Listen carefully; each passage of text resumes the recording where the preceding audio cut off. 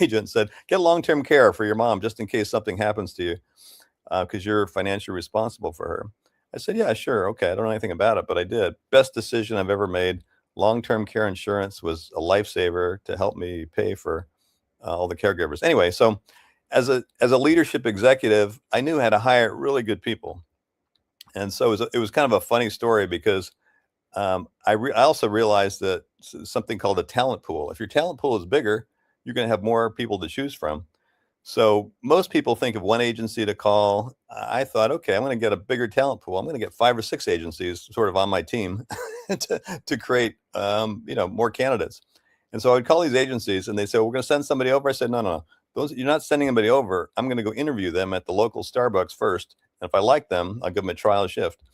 So I applied a professional interview protocol to the caregiving space, and it worked. I ended up finding some after, ruling people out, giving them a couple of trial shifts. I learned what good caregiving looked like, what it didn't look like. I made some mistakes, but I figured out what great caregiving looks like. And I hired the most amazing, I call them the big five. The last few years of my mom's life, probably 6 years, she needed full-time care. And so I had 5 full-time caregivers 24/7, and I had the best care team ever. And it was because I knew what I was looking for after I made a few mistakes on hiring. But anyway, so part of my, big learnings and journey is these breakthrough little actions that are important, as well as the leadership element. So I kind of thought of myself as the care leader, not caregiver, especially when I brought in these amazing direct caregivers. But I also thought of it as leading the care team. The extended care team are people like doctors that are so important to your loved one's health and happiness, physical therapists, speech therapy, all the people that came to the house. I had a home dentist. That's the other thing too. People people don't realize you can find any kind of resource at home that you can in a facility. Because people say, oh, my loved one needs physical therapy, this, and that. They have to go to a facility. No, you can find all these people. And Medicare pays for all these services at home that are medical oriented. They don't pay for haircutters at home and those people, but podiatrists, all those are covered. So that's a learning too, that I want to share. Anyway, so I figured out how to coach these folks. Um, I learned that I had experts on my team that knew more about their specialty than I did, but and caregivers knew more about their specialty. Doctors know more about their specialty, but you are the leader as a care leader to get breakthrough results and get all these actions implemented. I had to be a leader, not just a caregiver. So part of it's mindset of a leader. And in my book, Breakthrough Alzheimer's Care, I talk about the mindset shifts that you have to be a strong, bold care leader and not just a caregiver or an assistant. You have to lead, and there's a lot that goes into leadership, and it's all about mindset. It's you can do this even if you're not a skilled leader, but it takes a mindset shift. It takes an attitude. It takes a few tools and skills that I share in my book, and it worked because I was able to, through my caregivers and through the physicians and doctors, I was able to implement all these ideas. And I figured out they fell into 5 pillars. I call them breakthrough pillars that ended up helping my mom live longer and happier and healthier. So the first one is self-care. Obviously, if you're the care leader and you're depressed, you're a victim, you feel like, it's a burden, you're not going to be a very good care leader. There's a tool I used to teach called well, 2 tools that are related. One is the accountability ladder. And if you're high on the accountability ladder, that means you're empowered, you're strong, you feel energized. If you're low on the accountability ladder, you're a victim, you're blaming other people. And there's this related concept called the mood elevator. If you're high on the mood elevator, you're positive, you're energized, that's a good thing. If you're low on the mood elevator, you're depressed, you're not going to be an effective leader. So I talk about some of the internal and external drivers of the right kind of internal energizers for care leaders. So internal sources are things like, people call on their faith, they call on their mission, and mine was to help my mom live longer and happier. They call on their background. Lots of internal sources of energy for care leaders, and then there's external sources, which are things like getting some help, exercising, nutrition, socialization. All those things are important external factors of self-care. So self-care is the first pillar. Second pillar is safety, because your loved one is not going to live longer or healthier or happier if they're not safe. So in my book, I talk a lot about, and changing your house to make it safer is not hard and not expensive. I mean, little things like, putting these kids kind of play pads on in the bathroom, so if there's a fall, they're not falling on tile. Things like safety rails, a walker. Kind of basic things that really make a difference. So that's excuse me, that's number two, safety. Number three is bring on the finest care team ever, because you can't do it alone, and you have to work through others, whether you're in a facility or at home. And I talk a lot about what's the selection protocol for interviewing? What are the expectations of caregivers? What are the expectations you should have about doctors? I share learnings about the key questions to ask a doctor, how to slow down a speedster doctor, because a lot of doctors kind of whip through there, and how do you slow them down, and why that's important. Key questions to ask if your loved one has dementia, whether they're a neurologist or other specialist. So managing the care team, how to coach them, and you don't have to be an expert in a field to execute good coaching protocol. So I talk about coaching as a way to take good caregivers or good doctors or other experts and make them greater for you. And that's the coaching model. And I share a number of actual coaching interviews and so forth. So that's number three. Number four is kind of a catch-all category: nutrition, supplements, exercise, art programs. Is kind of a sort of the to-dos around these small care actions that make a big difference. And there's lots of them, and I talk about that in my book. And then last but not least is the environment, because to create an amazing physical environment and an amazing people environment is very important for dementia patients. So I learned this from a project I did at Taco Bell, where I worked with the head of marketing, and we had 15 experimental stores in Tucson where a consultant taught us about touch points. And so touch points are, what does somebody see, experience, feel, think as they walk into a retail place like a Taco Bell? What do they experience when they're there? What do they experience as a leftover thought later? And so I thought about my mom's care that way too. It's okay. Every touch point, every minute, week, hour, week is a touch point for her, both safety touch point and a happiness, security, comfort touch point. So I tried to surround her world with all the things she loved. My mom was a kindergarten teacher forever, and so she loved kids. So I would put stuffed animals around her room. We would hang stuffed animals and pictures from her walker when she'd walk around, and we'd go out every single day on an adventure with a walker or wheelchair, and kids would surround her and want to touch the stuffed animals. And so she would like beam, her face would just beam with happiness when she'd see these kids around, and how they were talking to her, even though she lost her speech. One of her earliest signs was losing her speech, but you could tell she was happy to see these kids and be around them, and them rave about my mom and the fun wheelchair. And so that's an example of physical environment. She loved art. She would draw, which is great for dementia patients, by the way. We'd put her pictures all around the house, and you could see her just be so happy that we love her, and we love the we love the and so proud of her work. And so she'd see that. And then the people environment is, don't let anyone come in contact with your loved one that doesn't support fun, love, happiness, safety, and familiarity, because those are important security and happiness things. And if somebody's grumpy or short with somebody, whether it's a caregiver or a physical therapist or anybody that has contact with their friends, fire them, get rid of them, because you want 24/7, all touch points, physical and people, to support and surround sound with love, compassion, care, fun, familiarity. And if they're not, you as a care leader have to manage that environment for your loved one. That's what leads to happiness, and health and longevity are connected. We know that there's a lot of connection between body health and brain health, but there's also a lot of connection between happiness and brain support and health and physical support. So those things are all related. So you're the kind of environmental protector, if you will, of your loved one, and that's one of your roles as care leader.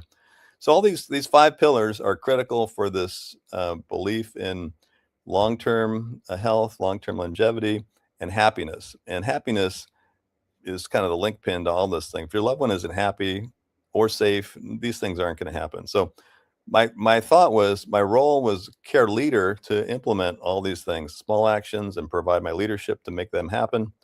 And so it's so funny, after my mom passed with this medical crazy mistake, which is another whole thing. How do you help caregivers? I mean, help family members who are victims of medical mistakes, which, by the way, is a lot more common than people know. That's for another topic. But anyway, so after my mom passed, I was connected with the director at UC Irvine's Alzheimer's Center, and I was telling her my mom passed, and she was asking me about it. And I told her some of the ideas that I had and how I was using my leadership background to implement all these ideas. And she said, "You got some amazing ideas, Mark. Why don't you go on our podcast series and do a couple podcasts?" So this is like soon after my mom passed in 22, 23, that I did a couple of these podcasts, and people came out of the woodwork and they said, "Oh my gosh, you've got some amazing ideas. I've never heard these things, and how you apply leadership. And I love the tools you talk about, leadership tools." And they said, "You should write a book about it." So I thought, "Oh my God, how am I going to write a book? I don't know how to write a book." But I sat down the next day and took some notes. The next day, a couple more notes. And 8 months later, I had a draft of a book. And then I found a traditional publisher, which was harder than I thought. But anyway, my book just came out 3 weeks ago, and it kind of combines the leadership aspect with all the tools to be a good care leader, and all the mindsets and perspective shifts. And then, of course, all the breakthrough actions that led to longevity and happiness are all in the book too. So I couldn't be more excited to be here. I'm also passionate about helping families in many other ways. I lead several Alzheimer's support groups for the Alzheimer's Association. I do fundraising. Sherelle mentioned I go to Washington and advocate for funding research, which is another interesting in this environment, a little bit tough. But I do that anyway because that's important. And I also coach high school kids.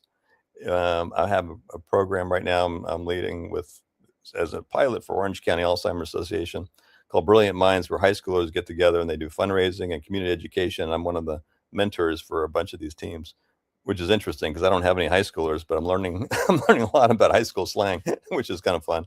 So anyway, I do lots of things, and this is an important topic for me. So I couldn't be more excited to be part of it, and hope you enjoy the rest of the symposium. I was happy to be here. Thank you so much for listening. I appreciate it. Appreciate you. I appreciate Cheryl and all the other speakers today. Thank you.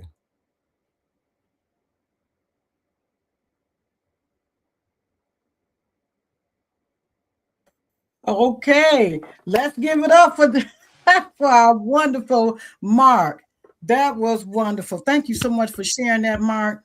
I have a question though. Please do. You can see Lance is my co-host. He's up here with me. Thank you so much, Lance, for joining us as well. That was my wonderful. pleasure. That was wonderful. And then being taken out of what should I call it, the civilian world, to come in and take care of your mom. I really admire men that take care of their parents, really, the mother or the father or the siblings, but especially the parents, right? Because number one, they are they are the pillar of the community, right? They're the ones that brought us into the world. So kudos to you, Mark, for taking care of your mom. Thank you. And thank you so much for sharing your story with Lance. Yeah. Mark, I just wanted to ask a quick Lance, question. you have anything to say? Okay. Yeah. Real briefly, Mark, and thank you for sharing your story. I'm just going to plug your book. I actually ordered it and got it earlier this week and sent you a text message showing you it. And I'm really looking forward to it. I've glanced through it, but it's been a busy week, and I'm going to dig into it hopefully this weekend. But what would one piece of advice be that you would offer to maybe a caregiver listening to this today who is just now finding out that they are a caregiver and maybe they don't even realize it yet? What would be your one piece of advice to them? Well, that's a great question. Well, it's kind of two I have. If they have dementia or Alzheimer's, I'm assuming that's what you're referring to. Well, it could be anything, but yeah, you can go with that. Yeah. Well, I think if your loved one is diagnosed with dementia or Alzheimer's, it's easy to be overwhelmed. I see this in my Alzheimer's support groups, every week, where it's like there's no cure, and so they feel like it's hopeless. There's nothing you can do. But the truth is, there's a lot of little things, like I mentioned, that have some evidence of help, and you can make all these Mhm. things happen for your loved one, and you can make them happier, and probably, I mean, there's no guarantee, but probably could live a little longer and healthier. And so there is hope, and there's things that positive things you can do. The other is a Mhm. mindset shift. It's easy for caregivers to kind of get caught up in, Mhm. I call it victim mentality. So, why is this happening to me? Why is this happening to my loved one? My life has changed. I had all these plans, but your loved one needs you more now than in their entire life ever. Right. And love, if you love your loved one and they love you, love is about sacrifice. When there's no sacrifice, it still can be love, but the real test of love is when you sacrifice. And so Yeah. think of it as an opportunity, not a burden. And when you see your loved one who has Alzheimer's or dementia, I call them moments of joy. There's a great Christian writer named Matthew Kelly, calls them holy moments. You see them light up, you see them happy and smile, it makes your day, and you can see that you've made a difference. Mhm. And so you can get out of that funk where you feel like a victim and it's a burden, nothing to do.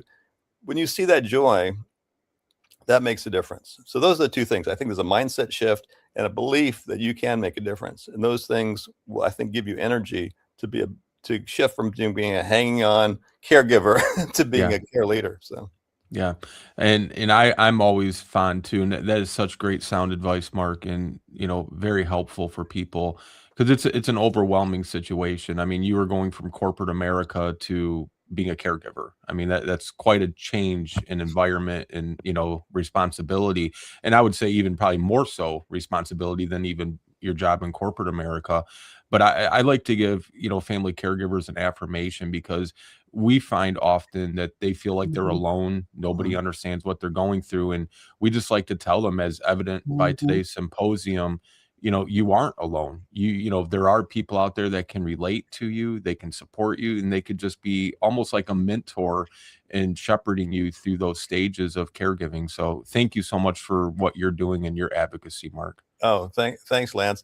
Well, you're spot on, because it's easy to get overwhelmed. I mean, I tell people, yeah, I worked 70, 60, 70, 80 hours a week as an executive forever. Hard job. Yeah. But being a family caregiver, much harder. People say, well, I was like, how would you compare that? I would say, well, being a caregiver is much harder than being a 70-hour a week executive. Yeah. No, not even Absolutely. close.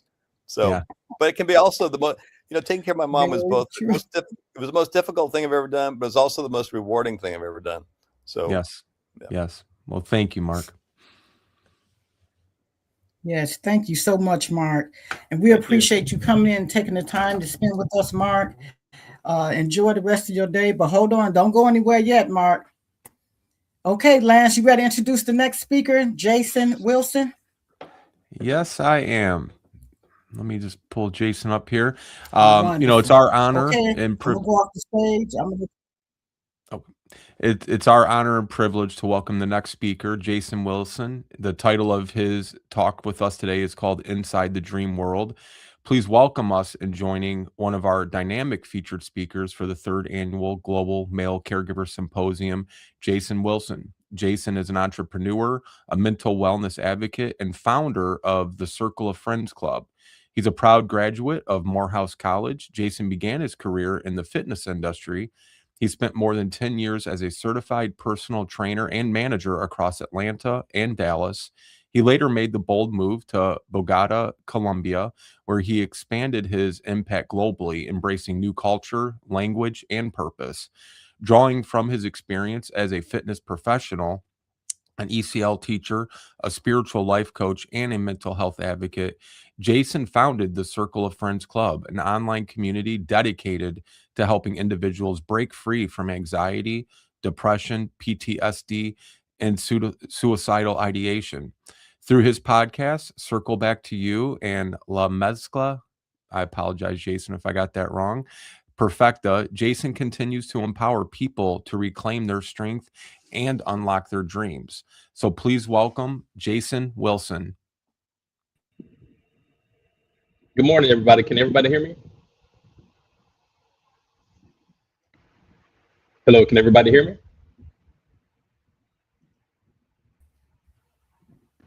Hello, can everybody hear me? Hello, hello.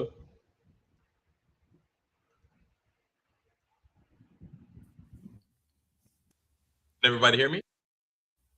Hello? Yes, we can hear you, Jason. You are live. You are live. Go forth, Jason. We can hear you. Okay, good. Okay, thank you. Thank you so much, Sherelle and Lance, for that wonderful introduction. Just wanted to tell everybody that I'm originally from Atlanta, but I've been here in Colombia for the past 24 years. And I left my country to do something extraordinary in business. Wasn't exactly sure what area that was going to be until actually two caregiving experiences that I had. Sherelle knows about one with my mom, but the first one that I had was with my ex-wife. And I met my ex-wife in Atlanta, and we had a long distance relationship. She was actually from Bogota, Colombia, and we decided to get married. I came down to Colombia, and I knew that I was going to teach English as a second language. I was always great in English in school, so I knew that I was going to start with that and then eventually start my own business from there. So that's how I got to Colombia. And we got married in Bogota. And 2 weeks after our honeymoon, we had a conversation, and my ex-wife told me, "Hey, Jason, I have something to tell you." I said, "Okay." And she said, "I have breast cancer." Now, as a caregiver, I don't think there's anything that could prepare you to be a caregiver for somebody that's facing a terminal disease or illness. And I certainly wasn't expecting that kind of news, especially being a newlywed. And I don't think, without the Lord's help, and I believe in Jesus Christ, He's my Lord and Savior. I don't think without His help, I couldn't have got through that situation or anything else adverse that I faced during these 24 years that I've been here in Colombia. But the Lord got me through that. And so, we had a conversation after she gave me that news. And I said, well, I don't know what to say. Did you know about this before we got married? And she says, yes. And I said, okay, well, why didn't you tell me? And she said, well, I didn't want you to worry. And I said, yeah, I can understand that. But, still, I had a right to know what was going on because you knew that I wanted to have a family, to have kids. And I just feel I was trying to find the right word in Spanish. My Spanish at the time was a basic level, the kind that you learn in school or the university. And so I didn't really have the right words to put together at that time. And so I came up with the word disappointed in Spanish was decepcionado. I don't know how that sounded at the time to her, but she said, well, that's your problem. And I said, well, I guess I made a mistake. So I guess, I'll change my flight arrangements and make arrangements to go back home to Atlanta. And so I sat with it for a moment and I called my mother, who was in Atlanta at the time. And I said, Mom, I think I made a mistake. And I think, I need to come back home. And she said, well, give me a couple of hours, just chill for a moment, think about it, and then call me back. I said, okay. Hung up the phone, and through the Holy Spirit, the Lord said, Jason, I want you to read the story of Jonah in the Bible. And at that point, I had never read that story. I said, okay, I'm going to read this.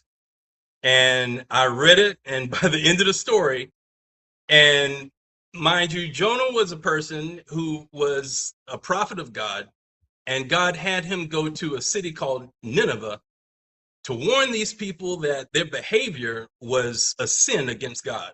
And he wanted to warn them before God destroyed this city. Well, Jonah didn't want to go. He said, why should I go to Nineveh to save these people when you're going to save them anyway? I can go someplace else. And that was his plan, which didn't work. And by the end of the story, he agreed to go to Nineveh, after a long conversation with the Lord. And I got to the end of that story. I said, okay, Lord, I'm going to stay. I don't know what it is exactly you want me to do here in Colombia, but I'm going to stay. And I knew that I had some kind of purpose here in Columbia. So called my mother back and I said, Mom, I'm going to work this out with my wife. And she said, okay, I think that's a good decision. And so we hung up the phone, and as things progressed with her breast cancer, we had to go to several doctor's appointments together. She had to get a surgery to get the cancer removed. We went through that whole experience, which was traumatic in itself. But I think, even before I arrived in Columbia, of course, she was traumatized receiving that kind of terminal news. And I was the only person that she had told when we got married. She didn't tell her dad. She had 2 kids at the time. She didn't tell them. She didn't tell anybody else in the family, her friends. I was the only person. And so, I believe also that, God doesn't give people a terminal disease, because I've heard people say that, well, God gave me this cancer. Well, no infirmity comes from the Lord. That comes from the enemy to destroy people's lives. And so he has to have an open door in order to affect your life, especially with a terminal disease. And that may be trauma. Receiving that kind of news can be traumatic in itself. So that's an open door to destroy your life. So what should you do when you receive that kind of news? Well, be firm on the word of God. What does God say? Well, healing comes from the Lord. And so if you're a believer in what the Lord says, you can receive healing in whatever area that is. But if you're traumatized by this, yeah, it can progress and ultimately kill you. So that being said, we went through that whole experience with the surgery and everything. We went to the plastic surgeon for her to get a breast implant, because the entire breast had to be removed because of the cancer. But we went to a church and we prayed with the pastor. And after the prayer, the pastor said, "Hey, Jason, let me know what the results are of this prayer afterwards, after you get through everything that you need to go through." And I said, "Okay." And she had to have chemotherapy. We went through that. And, most people lose their hair as a result of chemotherapy. Well, she didn't lose one strand of hair throughout that whole process. And I got to give it up to the Lord that, he said that because you've had faith, I'm not going to make this as adverse as it could be going through this situation without faith and belief in me. So she didn't, if you had looked at my ex-wife, you wouldn't have known that she had cancer while she was going through this whole process, which I count as a miracle from God. And after that whole experience, she was actually cured. I mean, she didn't have any other symptoms or anything from the breast cancer. And so we had that experience. We ended up getting divorced 2 years later. And I was alone in Bogota. I decided to stay in Bogota. And I got remarried. And my mother in Atlanta, she had this boyfriend. And this particular boyfriend was from Haiti. I don't have anything against Haitians or anything like that. But this particular gentleman was into witchcraft, black magic. I mean, some really, really diabolical stuff. And if you know anything about witchcraft, you know that any kind of witchcraft is the base of it is control and manipulation. They use this to ultimately destroy your life. But if you're a believer, then you can't be affected by any kind of witchcraft or anything like that. But my mother was in a relationship with this gentleman, and she just didn't have the spiritual strength or faith to deal with what she was dealing with. And my mother ended up with depression, bipolar depression, during this relationship. And my mother was the kind of person who was very gregarious, extroverted. She loved to, entertain people at the house and have parties. And, she was just a fun-loving person, like myself. And so, when I heard news of the bipolar depression, I knew something was wrong. And I wasn't exactly sure of all the details of what she was going through with this guy. And there was a point in time where I hadn't heard from her for like a month and a half, which was really unusual. I said, okay, well, let me give my mother a call and see what's going on. So we have a conversation, and I said, hey, how you doing? She said, Jason, not good at all. I said, oh, Lord, something's seriously wrong here. She couldn't really go into detail because this boyfriend was in the room with her at the same time that we were having the conversation. So we talked for a little bit longer. I hung up the phone and I said, okay, Lord, show me what's going on in a dream.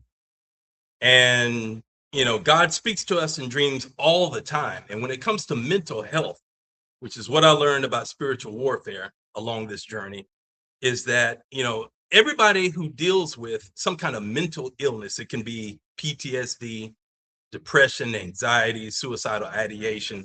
It really doesn't matter what it is. If you ask that person, do you remember what you dreamt about last night?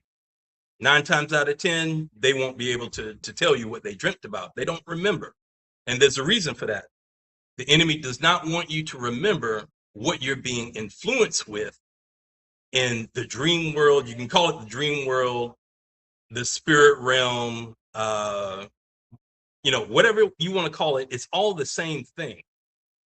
So there's a physical realm in which we live, and there's also the spirit realm, which you can't see. And demonic spirits are inside of this realm, influencing you in your mind in these dreams that you're having. If it's a nightmare or a night terror, especially. And 9 times out of 10, again, if you're dealing with some kind of mental illness, you don't remember these dreams. And you're going to constantly, 24 hours a day, receiving thoughts in your mind. Hey, you're not enough. You know what you did 5-10 years ago. You're no good. You'll never change. All of these defeating negative thoughts that people are being affected by in their thought life plays itself out in the physical realm. So as a result of that, you're isolated from all of your relationships. It could be friends, it could be family. Eventually you find yourself in a situation where you have no relationships. I mean, no contact with anybody that you can talk to about what it is that you're dealing with, which ultimately leads to suicidal ideation, that person killing themselves and, being destroyed themselves and destroying everybody else that they know and love as well emotionally by this. So, I asked the Lord for a revelation in a dream to show me what was going on. And sure enough, like around 3:00 in the morning, I had this lucid dream. And what is a lucid dream? Well, it's a dream where you're completely aware of what's happening. You know that you're dreaming.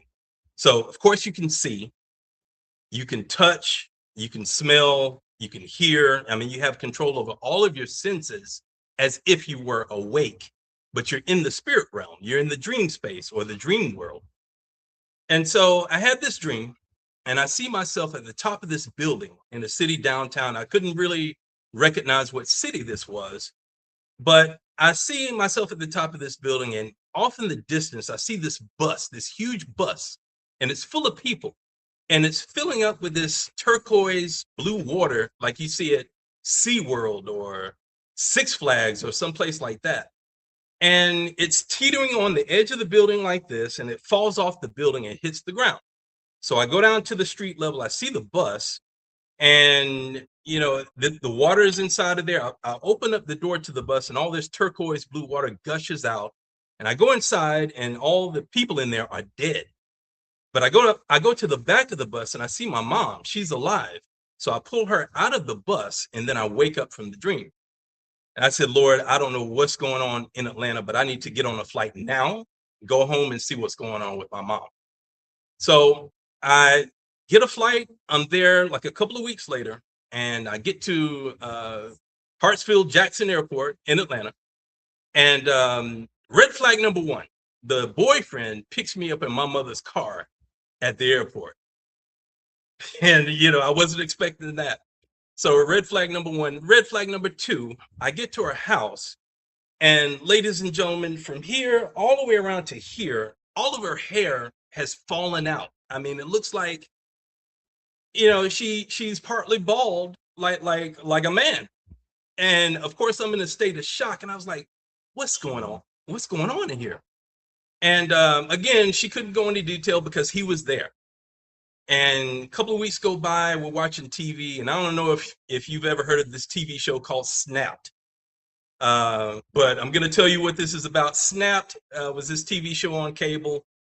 The premise of it was that, a cheating spouse cheats on the husband or the wife, and they find out about it. So the wife that finds out, or the husband that finds out, wants to kill that person, and they come up with some elaborate plan to do this. Well, we watched one episode of this, and it goes off. And at the end, my mother says, Jason, do you see this cup on my nightstand? I said, yeah. And she said, well, do you know what's in it? I said, no. The thing has been sitting here for like 2 weeks. I mean, I thought it was empty. And she said, well, I saw another episode of Snap where this woman finds out that her husband is cheating, and to kill him, she mixes Coke with antifreeze, mixes it up, puts it into a cup, and gave it to him. He drinks it. Not even 24 hours later, he's dead.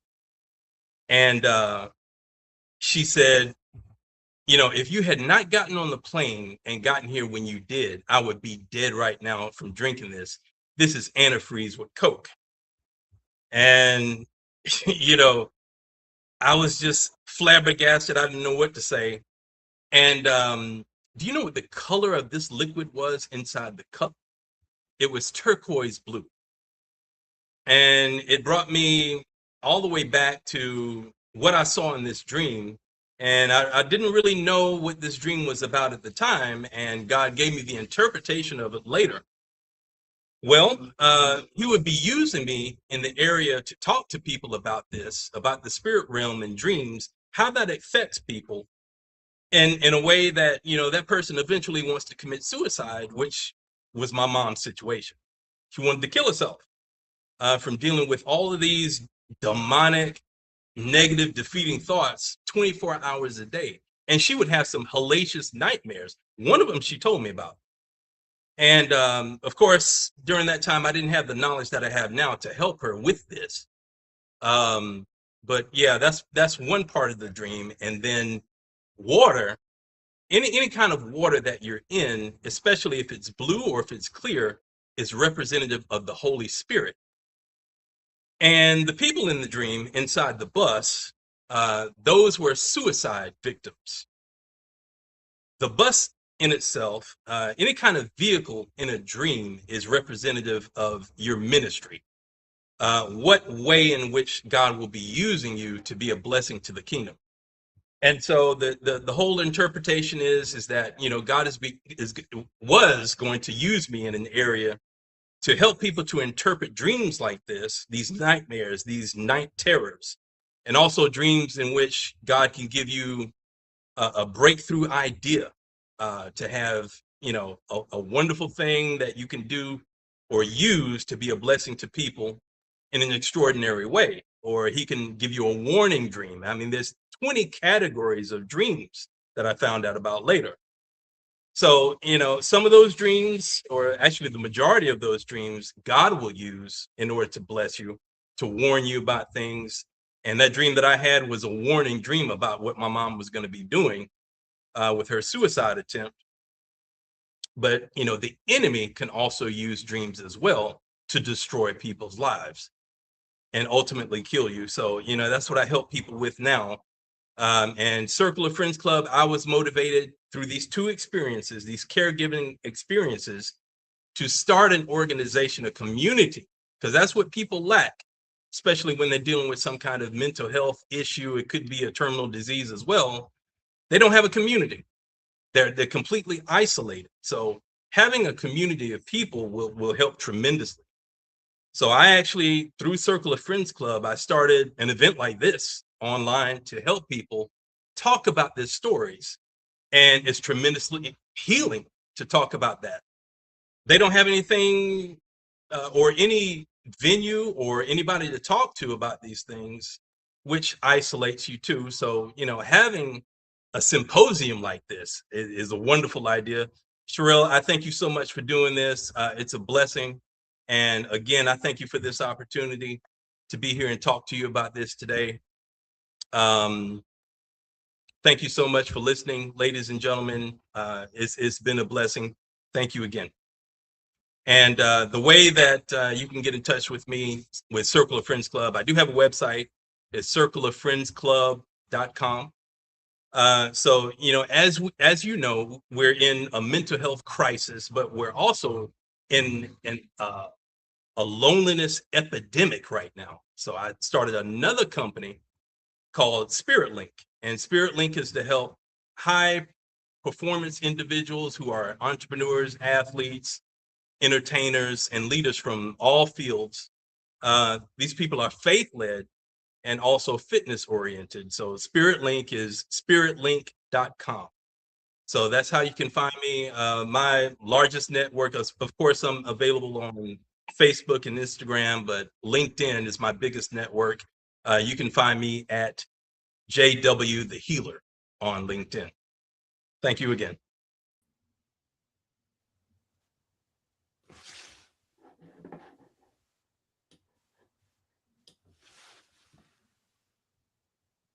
Wonderful.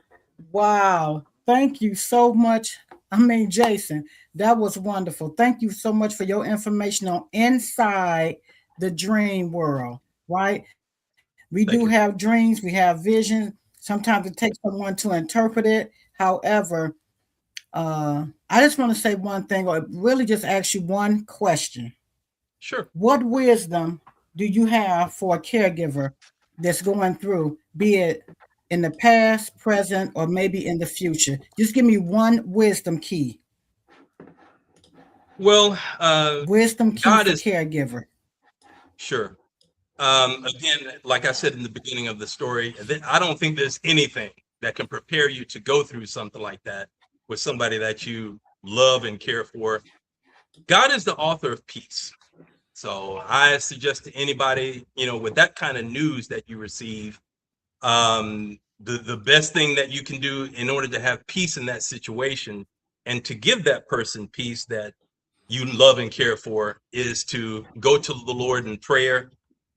He will give you that peace. He will give you words of wisdom that you can share with that person. And that's the biggest piece of advice I could give anybody is, you know, lean on the Lord and he will definitely help you. Wonderful. Thank you so much for that, Jason. You're welcome. Lance? Jason, Jason, I know it's only Saturday, but I felt like we went to church there for a minute, which is awesome.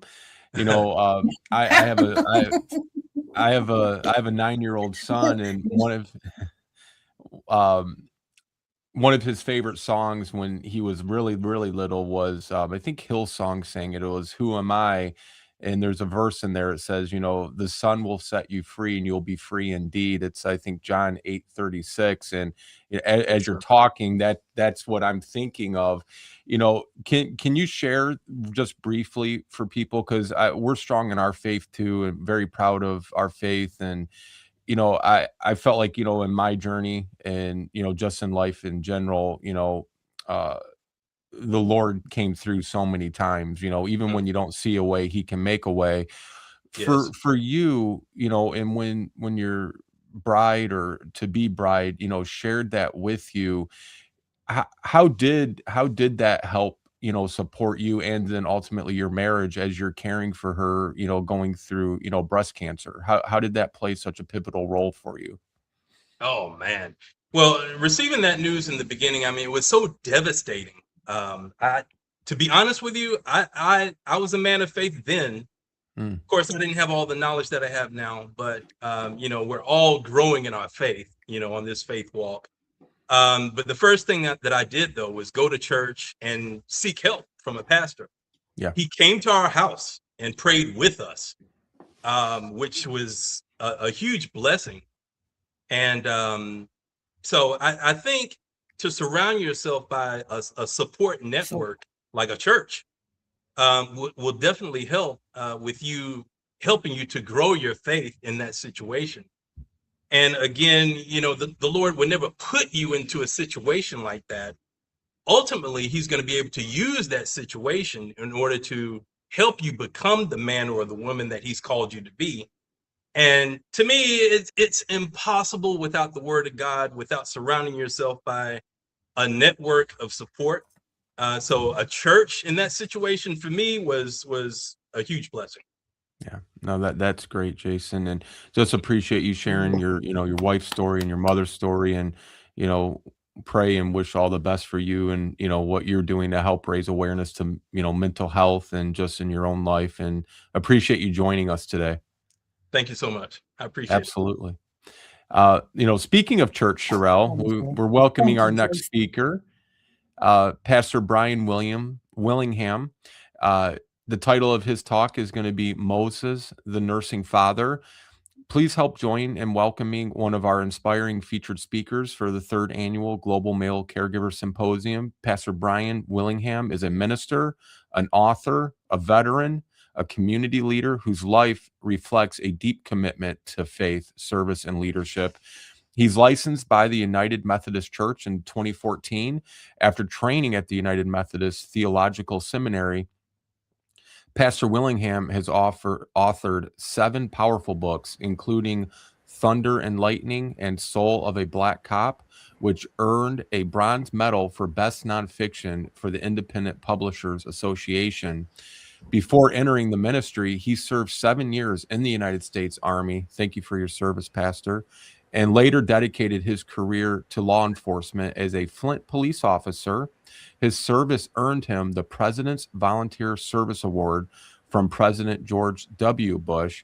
And today he continues his mission as the founder of the People of Christ Ministries, leading with faith, wisdom, and compassion. And a fellow Michigander, I am honored to welcome Pastor Brian Willingham. Welcome.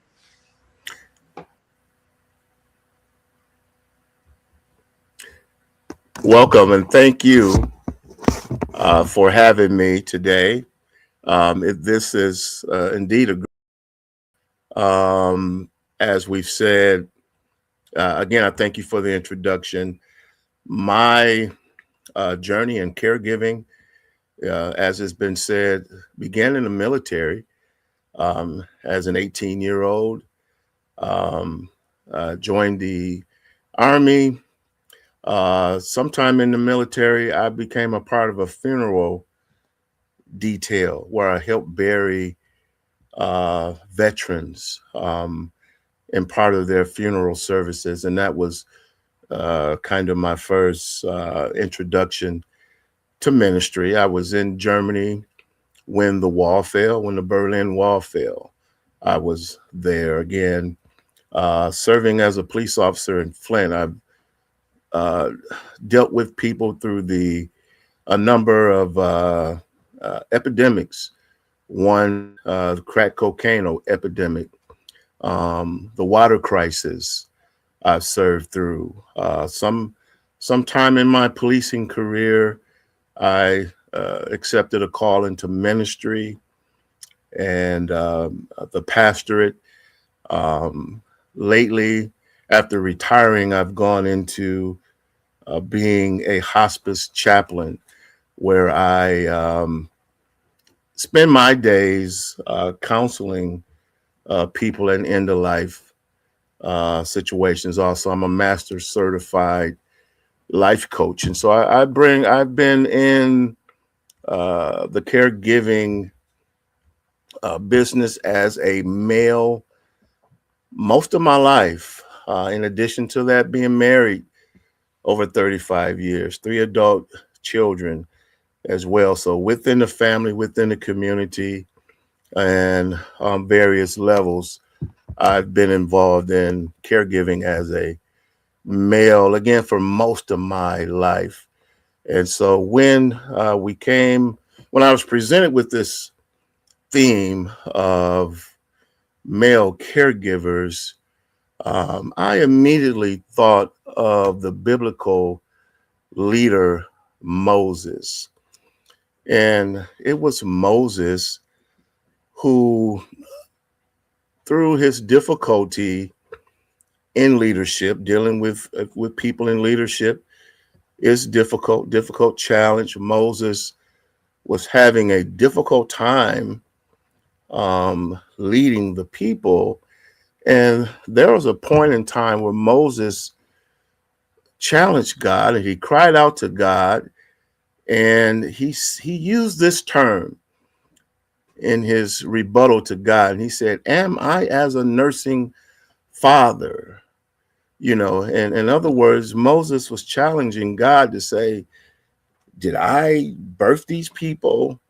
You know, why am I having to carry this burden of dealing with these people in leadership? And so this term, again, the nursing father, is a metaphorical expression found in the Bible, primarily to describe the role of care and the role of protection and the role of provision, and likening it to a nurturing parent. And the term, again, is usually associated with leadership. And those of us who are in authority to care for and guide others with compassion and dedication. And when I look at Moses, again, being the nursing father, there are 5 things that I want to show you and share with you that made Moses the nursing father that he was. And number 1, I want you to, as caregivers, remember your own vulnerability. Number 1. Number 2, protect the vulnerable. Number 3, deliver the destitute. The 4th thing that Moses did was he trained and empowered the people that he cared for. He trained them. And the 5th thing that Moses did was that he prepared the next generation of leadership. And so, dealing with his vulnerability, Moses was born in a time where Pharaoh had declared that all the male Hebrew children be destroyed. And it was his mother who protected him, who hid his birth. Later, she would place him in the water where his sister would look over him. And by some means, the daughter of Pharaoh stepped in, and she wound up bringing the baby Moses back to his own mother to nurse him. And so, again, Moses starts his journey with his own vulnerability. And there's something about embracing your own vulnerability that gives you the DNA for being a caregiver. And the next thing, Moses, from that, he began to protect the vulnerable. Wherever he saw people being taken advantage of, Moses developed a heart to protect vulnerable persons. When he saw the Egyptians fighting against the Hebrew people, when he saw Hebrew people fighting among themselves, Moses had it in his heart to protect the vulnerable. Moses would eventually run from that place to Midian, where he sat by a well, and there were 7 daughters coming to draw water from the well, and thieves came to chase them away, and Moses protected them. He protected the vulnerable. When he accepted his call, he got into delivering the destitute, delivering the people that were in bondage. Moses took upon him this call to deliver people from bondage, and he trained. He didn't just allow the people to become solely reliant upon himself. Moses trained the people. He taught them the precepts of God. He taught them how to advocate for themselves, and so they were not only dependent upon him as a leader, but he trained and empowered and gave them the spiritual information that they needed, so they would not be totally helpless and totally, again, dependent. And then as Moses comes to the end of his journey, he finds his limitations, because we all have limitations. And God would not allow Moses to go over into the promised land, but Moses had it in his heart to train Joshua to take the people over into the promise. And so these are the things that make us great caregivers as men. Number one, remembering your own vulnerability. For me, my vulnerability was growing up in a single mom home, sometimes dealing with the issues of domestic violence and alcoholism, and abuse with my father. When I was vulnerable, again, I had a great mother there. When I was vulnerable, I remember the people in my neighborhood, in my community, that stepped in and helped me. When I was vulnerable, I remember the athletic coaches and the people who took me in, who nurtured me. Eventually, I had a great stepfather too that came in and gave me the guidance and some leadership that I needed. But it instilled in me, when I connect with my own vulnerability, it instilled in me the ability again to go into the military and protect people. It instilled in me the ability to become a police officer and protect people.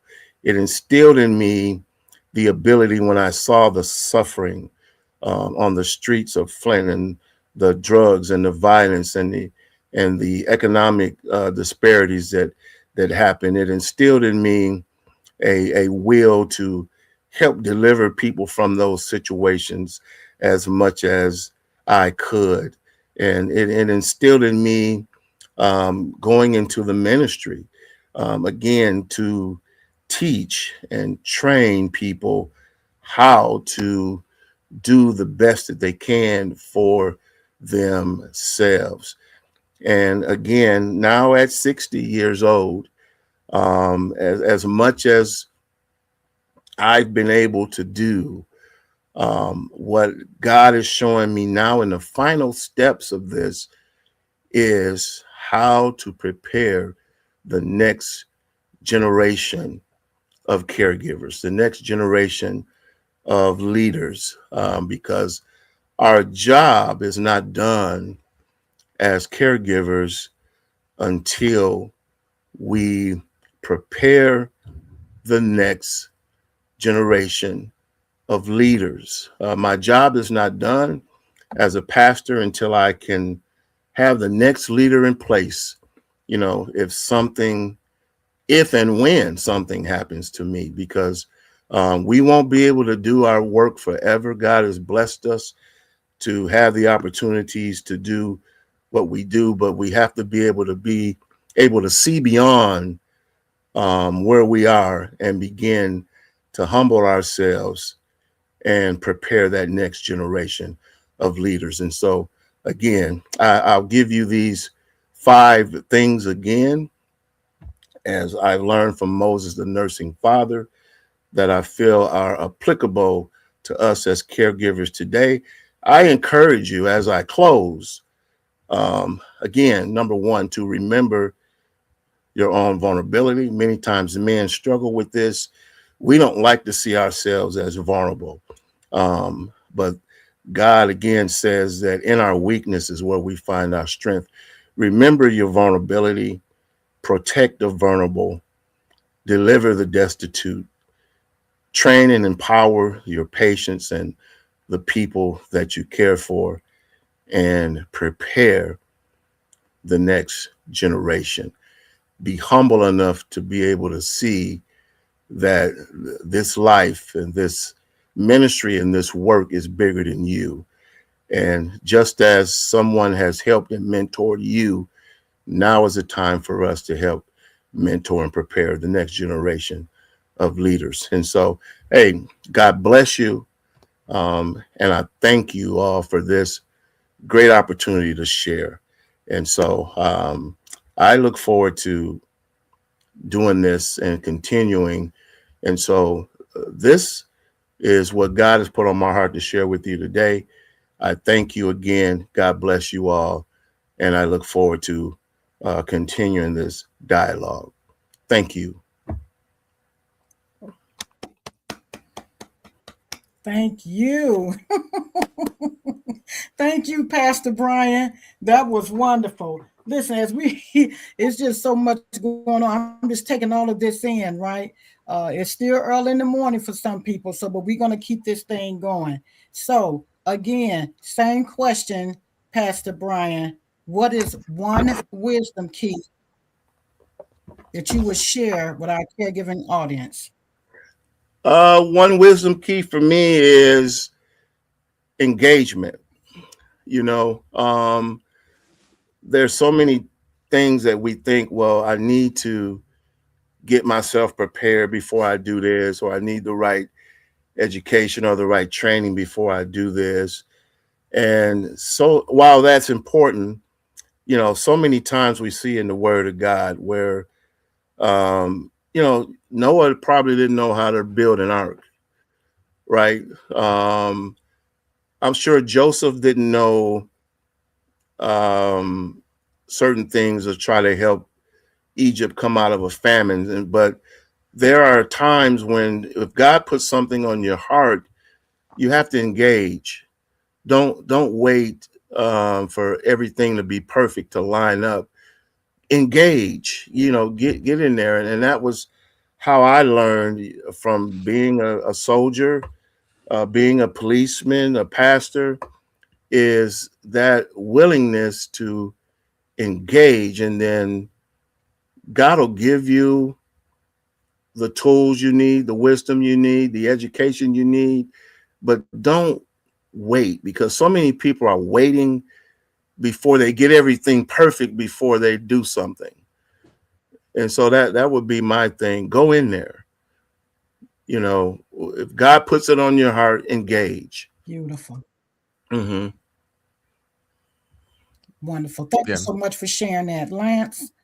I just want to thank you, Pastor, for your service and, your just dedication to your community and, helping to support people. And, I like to say sometimes we ask God for something, but it doesn't mean God's going to give it to us because he has something better for us. And like you said, you can't wait for it to be perfect for you, but it might be perfect for God. So, thank you again for, sharing your talk today with everyone. All right. Thank you again for having me. Yes, sir. Absolutely. Thank you. Okay, listen, good people. We have been fed already. It's been a fun-filled day already. But guess what? I'm glad you guys are staying around because we have two phenomenal keynote speakers that's coming your way.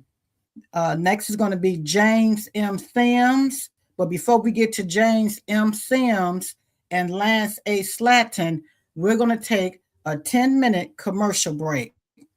Get yourselves together, stretch out, do what you need to do, and be back in 10 minutes. It is exactly 10:22 now. Be back by 10:32. All right, take it away, good people. We'll see you Caregiving in starts 10 before the sun minutes. rises. Thank you for joining us. It's patience, resilience, and love. It's exhaustion, worry, and sometimes feeling alone. Who cares for the caregivers? At Global Caregivers Network, we lift each other up. Because you deserve support, too. Join us today at globalcaregiversnetwork.com, because caregiving is better when we care together.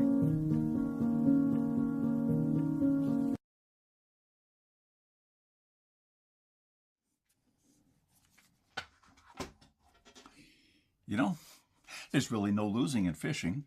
You either catch or you learn. A while back, I told you about my buddy who was having some trouble. He was pretty lost for a time. His wife, a catch of his life, was diagnosed with dementia, and he had big challenges to tackle. I remember I shared how he found the All Home Care Matters podcast and YouTube channel, and it really helped him. Well, that podcast has made all the difference for my buddy and his wife with all the issues they're facing. The show helps people navigate senior living and care and offers concrete advice for rough waters along the way. When you go through something hard, you start to appreciate the little things a bit more. That's what my buddy told me just the other day. You see, he's able to enjoy some of life's little things again because of the information and resources he found through All Home Care Matters. And I'm happy to have my fishing buddy back. If All Home Care Matters can help my friend with all that goes into navigating the complexities of long-term care, it'll help your friends caring for loved ones too. If you're in need of support and guidance, check out All Home Care Matters on YouTube or wherever you listen to podcasts. A good fishing buddy is a keeper. For my friend, with everything he learns through All Home Care Matters, that podcast is a keeper too. Welcome to our global family, where our lineage is not determined by DNA. It is determined by our relationship and our love for one another. Every day when she came home, she pretty much cooked food most of her life, and she always made sure that the kids that was attached to the family had pretty much had something to eat every day. My profession was my ministry. I feel if you can't get to the heart of a student, you can't teach them very well. We were all raised by you all, and we learned from you all, and we act very much similar to our parents.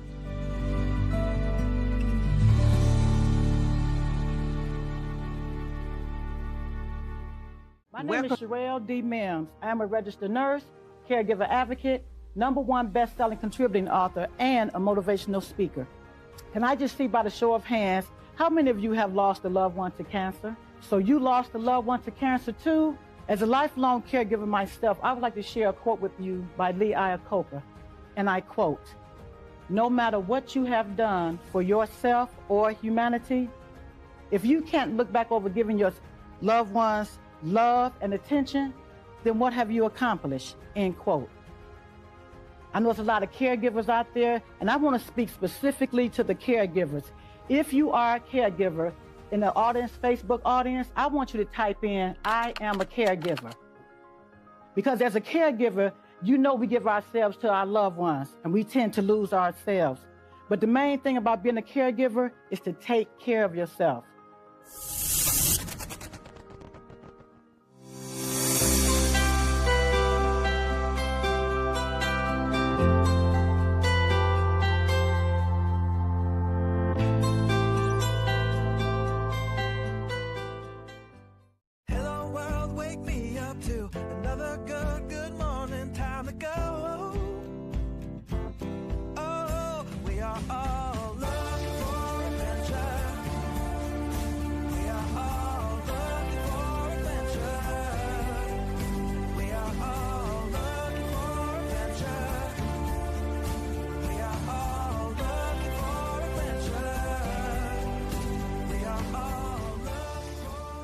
Caregiving isn't just a role, it's a journey of love and dedication. At Global Caregivers Network, we empower caregivers with the skills and knowledge they need. Connect, share, support. Because no caregiver should ever feel alone. Discover practical tools and resources to make every day smoother. Enhance your caregiving expertise with our masterclasses and certifications. Visit www.globalcaregiversnetwork.com today. Together, we care better.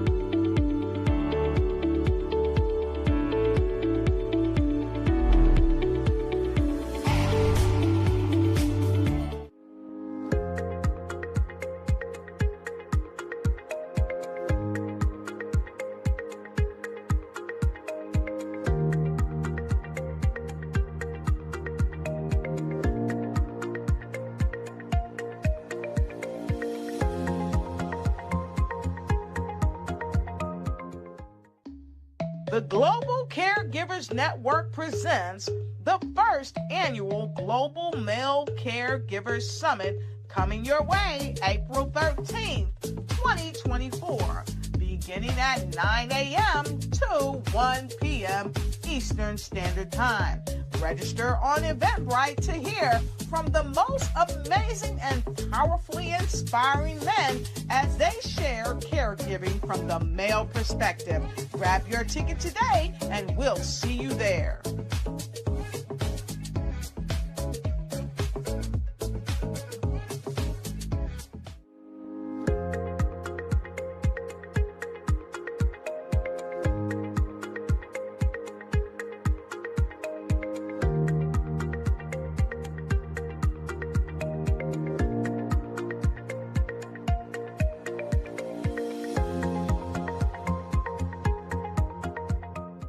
Unmute the mic, speak up. The male perspective. Caregiving knows no boundaries. It's time to hear from the voices that often go unheard. Meet our global male caregiver speakers, sharing their powerful stories, experiences, and insights. Introducing our esteemed presenters, Dr. Wayne Freemantle, Kevin Jordan, Dr. George M. Ackerman, Trevor Jeremiah Carter, Keith Demps, Basiliso, Bas Moreno, Lance Aslatin, Mark Varkavisser, Michael Waters, Scott Wells. Connect, learn, be inspired. Together, we are stronger. Together, we make a difference.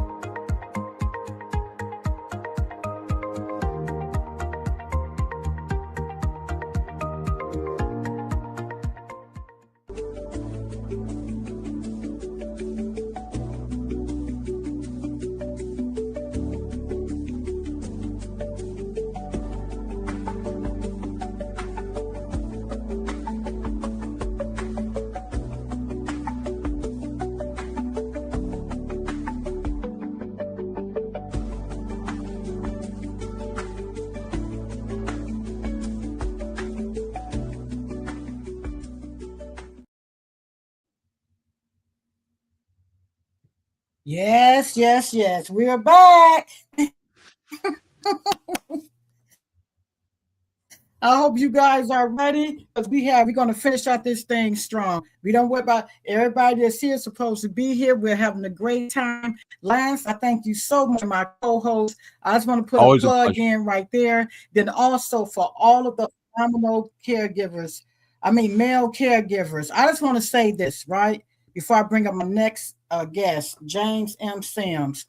Anyway, let's say this. Male caregivers. Let's talk about that for a minute. As we know, male caregivers don't come and share their stories as often as women do. However, this platform, Global Caregiver Speakers, is the platform to join. This is the speaker this is the platform that you want to be on to share not just male caregivers, but any caregivers. We're going to have more events coming up throughout the year, but this is an annual event, the Global Male Caregiver Symposium. I am taking submissions for our 4th annual, but the 4th one may be in person. I'm looking at venues now to make it a hybrid presentation where those will come in and we'll go live and we'll be shown on a screen like this. If you are interested and you are a male caregiver, which I know there are a lot of male caregivers out there, please listen, unmute the mic. Come share your story. People need to hear what you have to say. As you can see, they have unmute the mic, some of the male caregivers today. So yes, email me, Sherelle at globalcaregiversnetwork.com if you're interested. Let's make this thing continue to flow and let the male caregivers come to the platform. Lance? Yes, ma'am. Would you like me to introduce James? Okay, Lance just said that would be wonderful if you don't mind. Thank you so much. No, not at all. Not at all. Well, it is my distinct honor and privilege to welcome our first keynote speaker, James M. Sims. The title of his talk is There Life After Caregiving? So please join me in welcoming one of our distinguished keynote speakers for the 3rd annual Global Male Caregiver Symposium, James M. Sims. He's a lifelong caregiver, creative storyteller, and powerful advocate for the unseen emotional labor men carry in caregiving. After 14 years caring for his wife through early onset Alzheimer's, James transformed the grief and resilience into music, photography, and writing that speaks honestly about love, loss, and renewal. As the founder of The Resilient Heart, he has written and produced more than 50 original songs across 4 albums, using creativity as a path to healing and connection. And having written over 600,000 words on senior health and having helped more than 60 families find extraordinary care solutions in San Miguel de Allende, Mexico, James brings both lived experience and leadership to our stage. His message is rooted in compassion, integrity, and the power of creativity to restore the human spirit. So please join me in welcoming James M. Sims. Welcome, James. Thank you so much, Lance and Sherelle. And if your team could put my presentation up on the stage, I can get started. Thank you very much. Okay, as we mentioned, my keynote explores the question, is there life after caregiving? And I'm going to answer that question in a vulnerable way by telling my own story, starting with what I'm doing now. And my primary focus these days is health and care solutions for the underserved senior community. As Lance mentioned, I'm an author, journalist, songwriter, care advocate, and I perform the marketing and sales for a senior care facility in Mexico. And I spent nearly a quarter of my life as a caregiver, and we'll get into that a little bit farther into this. My agenda explores this question using my personal story through transparency and vulnerability. And I think by the end of this, I hope to answer this question for you. I'm sure we're all familiar with the phrase, it's darkest before the dawn.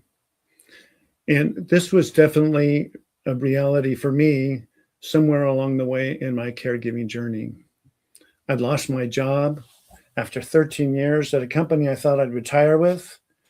And it's just before my 60th birthday. Ageism hampered my search for another 3 years, which only complicated my finances. My loved one had become increasingly unmanageable.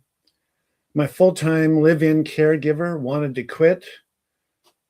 I was rapidly burning through my finances with living expenses and care expenses.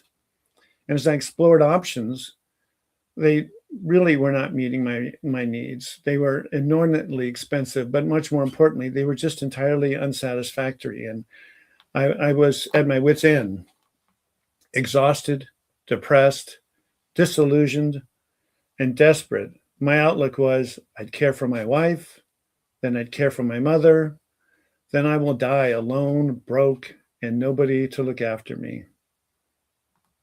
Is that dark enough for you? But this isn't my pity party, and I'm not alone in this.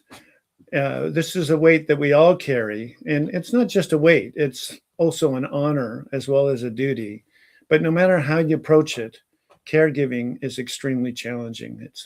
It's absolutely exhausting. Wears our patience out. Our personal health is sacrificed. Our finances are depleted. Sometimes our loved ones can be thankless or even cruel. People around us innocently offer what feels more like judgment than genuine support. And for bonus points, some of us are sandwiched with kids in one direction and a loved one in the other. It feels like you've landed a second job without choice or compensation. Like what I described for myself, you may feel applies in your world as well, and you may feel like your prospects are quite dim. While the details may vary, I don't think my story is all that unusual. In fact, I would say that we have much more in common, all of us, than just being male and caregiver. It's almost as though it's a secret society in the sense that until somebody's been down this road, they really can't know what it's about. They can make an effort to be empathetic and compassionate, but this is a singular journey that is just not understood from the outside. And we're typically thrown into caregiving a bit unexpectedly. As such, most of us are overwhelmed by all the uncertainty and unknowns. I mean, this is a large space to understand everything from powers of attorney and healthcare directives and estate planning to medications and understanding the different stages that people go through and the way that we have to adapt our caregiving behaviors. There's just so much to understand. It is truly, as other people mentioned, it's overwhelming. But in addition to that, there's another more personal question that starts to surface in the background. How am I going to even survive this? And if I do, what will my life look like then? Is there life after caregiving? So let me set the stage for this story. I lived a somewhat charmed childhood in the late 50s, 60s, and 70s, a time where kids rode their Stingray bicycles here and there till dinner time. They dipped their toe in the entrepreneurship pool with summertime lemonade stands and paper routes and mowing the neighbor's lawn, and very charismatic leaders like John F. Kennedy and Martin Luther King. I felt like it was a magical time. At the same time, I moved with my family every year. And you can only spend so much of your life being the new kid before you've just had your fill. And the beginning of high school, I refused to move. My family tried to dissuade me, knowing that I'm very stubborn, and offered me some very undesirable living alternatives. And I finally found my own, and living in a country home with a friend in Mendocino. Unfortunately, not long after I'd made that choice, my father had been murdered, and my family requested that I come back and be reunited with them in Hermosa Beach, California. not long after that, they said, we're moving. And they moved to the Bay Area. And I said, well, I'm not. And so I lived with my uncle for a little while. And then I obtained jobs as a short order cook and also working weekends in a commercial lumber yard, which paid well, but was a little dangerous. But that afforded me the opportunity to convince somebody to rent me a small apartment, and which I did through high school. And then at the end of high school, I moved to the Bay Area to be reunited with my family. At that time, my soon-to-be wife's mother introduced me to a fantastic structural engineering firm in San Francisco where I took a job. And this was just as careers were beginning to appear in the workplace. Not so much in the workplace as much as tools where you would rent time on massive computers. And it wasn't something that was very appealing to most of the people in the office. So I ended up with the privilege of administering all of the computing on massive computers that filled warehouses or whole floors of buildings that we rented time from, like Cray supercomputers and others that you may have heard of. And it was absolutely fabulous opportunity. Simultaneously, I acquired my undergraduate and graduate degrees at night at Golden Gate University. And that was a springboard for a progressive advancement in my career as a technology and strategy executive in all sorts of industries and locations, both domestically and internationally. I'll talk about how I ended up where I am now in a little bit. I think it'll make itself apparent. But the real story begins with my second wife, Sana. And we had a comfortable life. It was predictable with few responsibilities other than each other and our jobs. We had fulfilling Silicon Valley jobs, but they referred to as dinks, dual income, no kids. And had lots of hobbies and free time as well as a very busy work life. There were a few hardships, but it was manageable. And mostly we were building momentum, and we were definitely on a roll. In fact, we had really big plans. We were planning on taking a sabbatical, which we had been researching and training and preparing for to ride our motorcycles around the world. From my perspective, life was good. And then it wasn't. Early symptoms began to appear. My wife was having trouble with some of her motorcycle skills and some everyday life skills and in her work. We were in denial, like I think everybody is, searching for other explanations, any explanation. And I'll call it a year of hope, but it was probably a year of denial, that we worked with all sorts of specialists, including the UCSF Memory and Aging Center and the Stanford Medical Center. But in the end, we got the diagnosis. Early onset Alzheimer's disease. At 47, my wife was diagnosed with Alzheimer's. We had to surrender to this reality, and our world just split in two, before and after. The world that, as we knew it, crumbled right before our eyes. But I was in the game. I was committed. I was fully committed, but as sincere as that was, it was probably equally naive. I didn't know what I was committing to, and that I had increasing work demands that were competing with growing care needs. We had years of grief. Everybody approaches this differently. I'd say that my wife cried for a year. It was very, very hard on both of us. And through the ensuing years, there were escalating challenges and a lot of resistance to any kind of caregiving support from outside people as well as myself. Eventually brought in a 24/7 live-in caregiver. Even then, there were attempted escapes. I had to put deadbolts on the doors, and my wife would actually break the handles off of the doors trying to escape. She escaped out of cars and intersections when we were stopped at a stoplight. Melted cookware, police visits, paranoia, fears. She even told our living caregiver that she was going to murder me in my sleep. So we had to hide everything that felt like it could be used as a weapon and put deadbolts on the other bedrooms and all sleep separately. Everybody's dementia or Alzheimer's manifests differently, and everybody's caregiving journey is different, but this is how mine went. After almost 8 years, love and sheer will were not enough. A better solution was needed.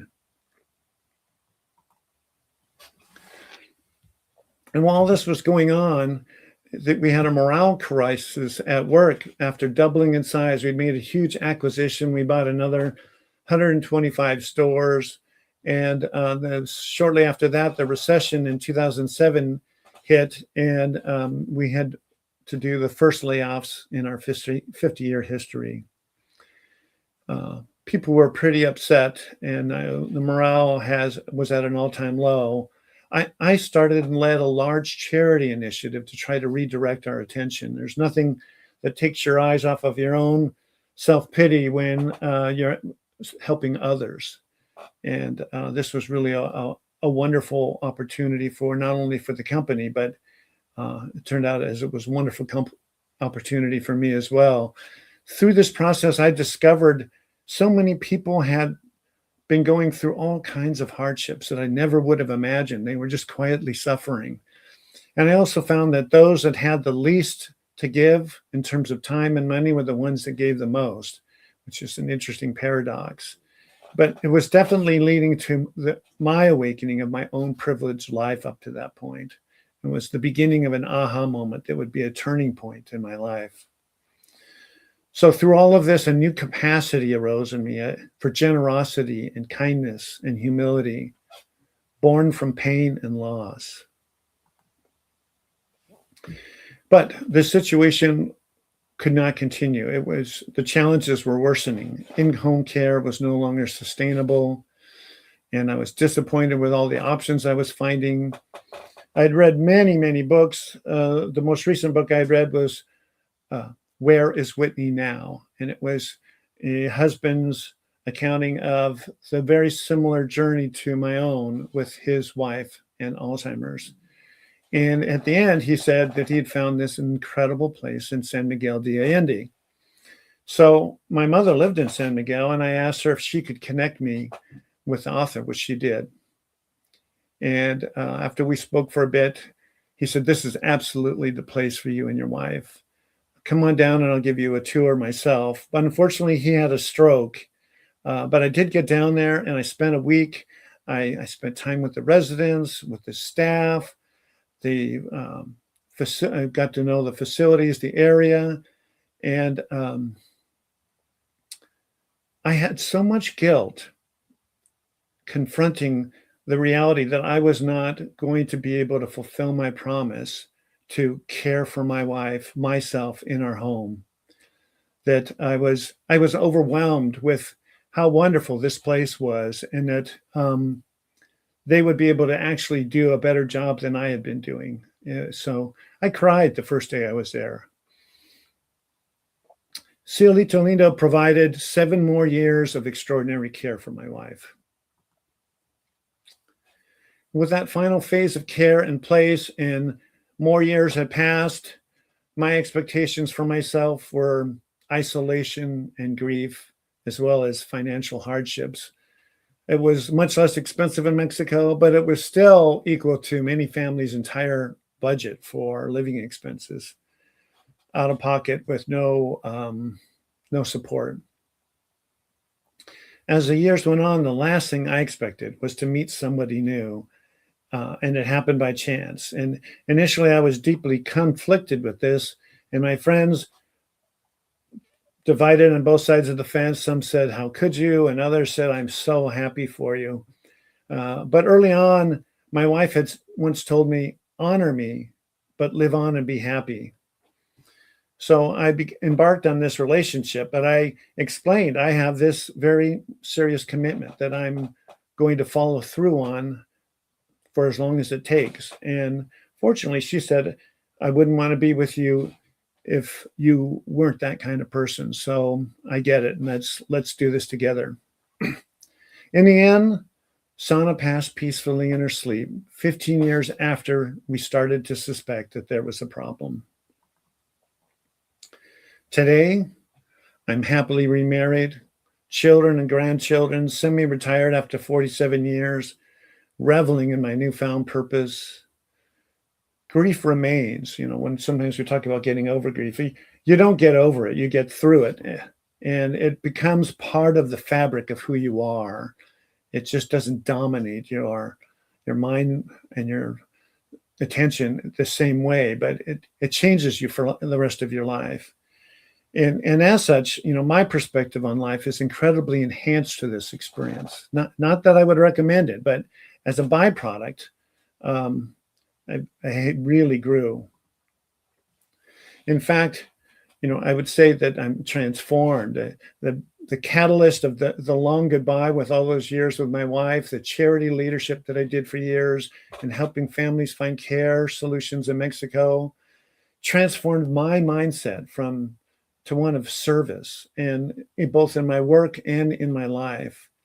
And all the years of research that I had done for my wife evolved and primed the pump for me to become a senior health and care advocate.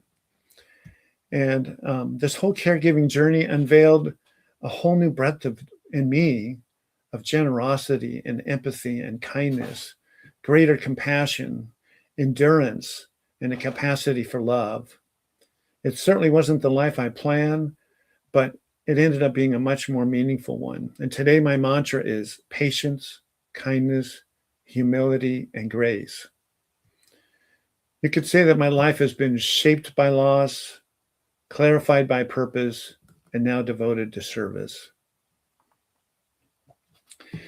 I wrote many songs, as was mentioned earlier, and this particular song is the story of my transformation. I just want to read you a few lines from the chorus here. Turning sorrow into something sweet, making gold from worn out grief, by loving deep and loving free, every tear that fell through me became a balm for someone's need. That's not just healing, that's alchemy. So back to the question, is there life after caregiving? And before I explore that further, I just want to take you on a little side story. I think it's easier sometimes to think about something when we're thinking about it in the third person and not ourselves. So I'm going to tell you a little story about my younger brother who lives a very counterculture life. He's tattooed every inch of his body. His name is named Lord Relentless Ha. He lives in South San Francisco and has been HIV positive for 30 years. Many years ago, I used to have him come and do work around my house as an opportunity for me to just give him money, really. And he showed up one day and he spoke to me, gritting his teeth, saying, "Hi, James." And I said, "What's that about?" And he explained that in his neighborhood at the start of the month, when the government checks come, there's a lot of drug activity that goes on. And somebody who had just lit up was now accosting an older woman across the street at a bus stop. And he went over to intercede, and the guy caught him off guard and broke his jaw. I said, okay, I'd put that as an 11 on the scale of 1 to 10. And he said, yeah. And then he pulled out a pair of tin snips out of his back pocket and said, my medications, I take so many medications, and sometimes it makes me throw up. And if I feel that coming on, I've got to snip the wires quickly so I don't suffocate. And I said, okay, you firmly cemented yourself in the 11 on a scale of 1 to 10. And he said, if a teenage girl gets a hangnail and it's the most painful experience she's ever had, that's a legitimate 10 for her. He said, for me, this is a 7. And I tell that story to highlight that caregiving rewires how we see life. while we're in the middle of it, it may be hard to see, but pain is relative. And this perspective is a hard-earned one, but it's also a gift. And through contrast, gratitude is revealed. We discover something new amongst ourselves, a greater appreciation for life, for living, for every day, for this moment. So the bottom line is, at least from my perspective, is yes, there is life after caregiving. But this is only my story, and only you can guess how your stories are going to play out. But we do get to choose how we are shaped by our circumstances. Victimhood or an opportunity for growth and rediscovery. I chose my context for those caregiving years and the ultimate loss of my wife, and I see it as a graduate degree in the human condition. And as a result, I'm a far better man. So my days, and I work more now than I ever did, but I don't even consider it work because it's so meaningful to me. I feel like I now have a greater purpose in my life than the other 5 decades that I worked. And I do a lot of work for and through Cielito Lindo with their website and all the writing I do and marketing and working with families.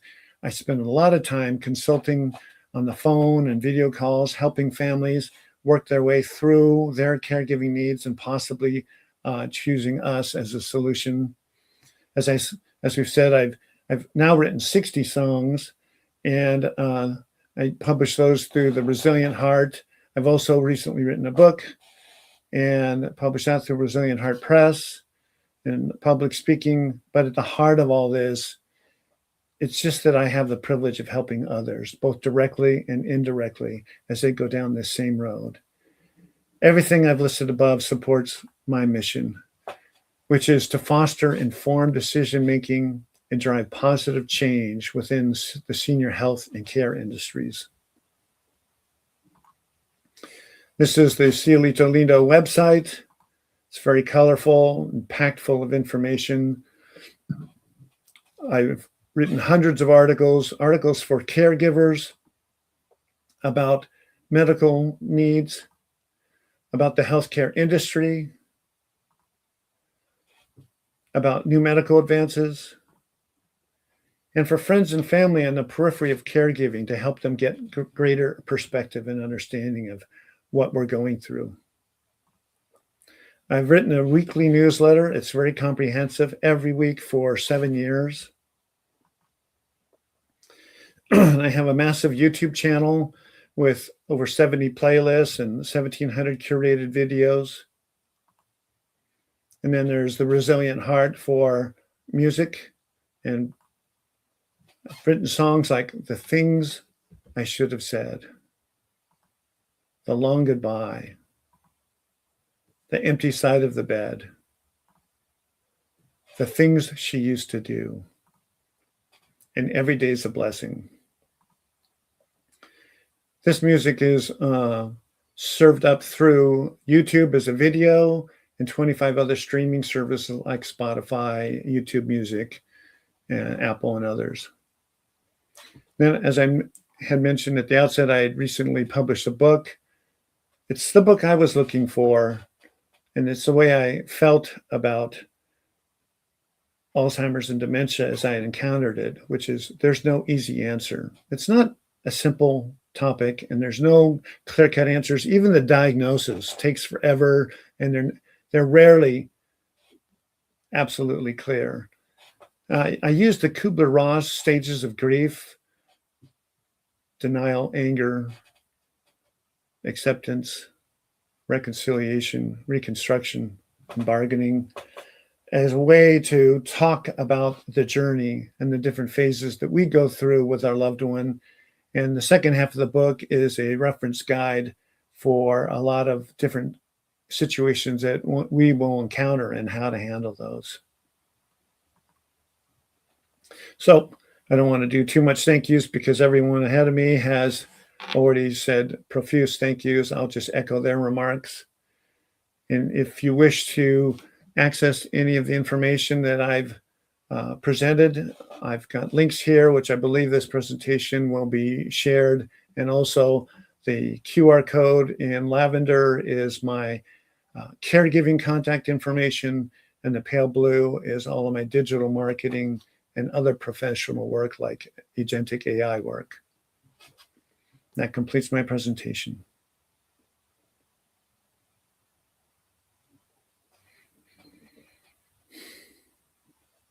Great job. Great job. Great job, James. Yes. Thank you very much. Beautiful, beautiful. Yes.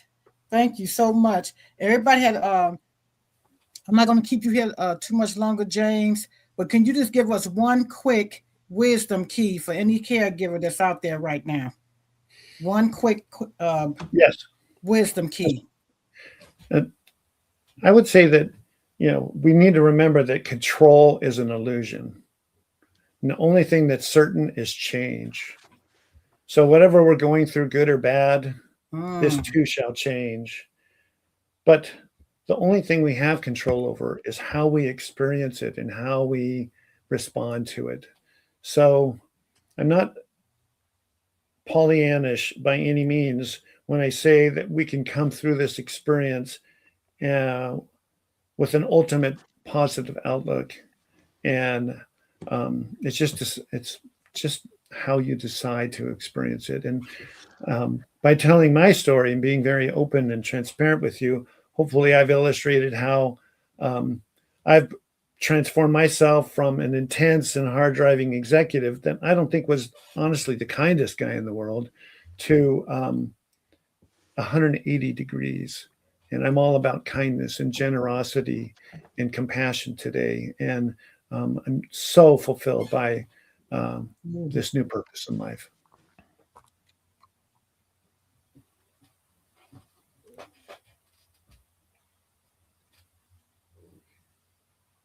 Beautiful. Wonderful. Thank you so much for that, James. We appreciate you sharing your dynamic story. Listen, for anyone, reach out to the guys. You have Mark Wilson that started at the beginning.